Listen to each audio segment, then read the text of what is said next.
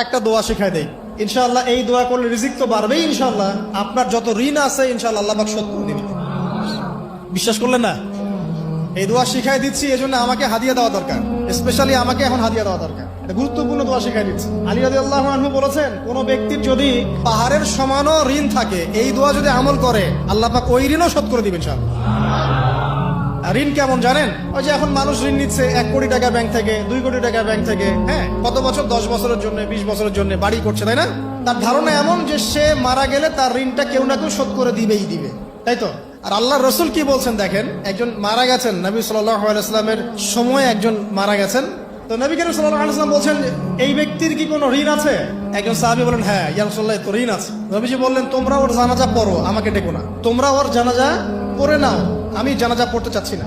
আমি এখন কেমন করে আপনাকে বুঝাবো ঋণ কত ভয়ঙ্কর জিনিস?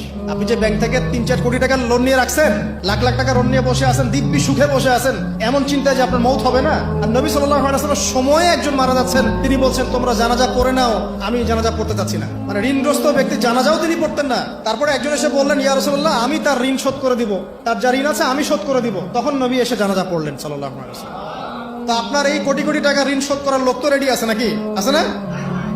সমস্যা নেই, আপনার জানাজা পড়া হবে, আপনার মিলাদও হবে, আপনার একটা বড়সড় দোয়াও হবে ইনশাআল্লাহ। কিন্তু আল্লাহ পাক বলেছেন, শহীদ, আল্লাহর পথে যুদ্ধ করে শহীদ হয়েছে, এই ব্যক্তির আত্মাও ঝুলে থাকে যতক্ষণ পর্যন্ত না তার ঋণটা শোধ করা হয়। এবার বলেন আমি কি বুঝাবো আপনাকে? আর কিছু বলতে হবে?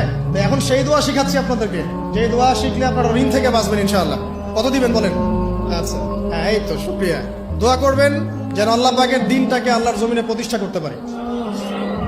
আমার সাথে বলেন, দোয়াটা হচ্ছে, আল্লাহুম্মা ইকফিনি বিহালালিকা আন হারামিকা ওয়া আগনিনি বিফদলিকা আম্মান সিওয়াকা।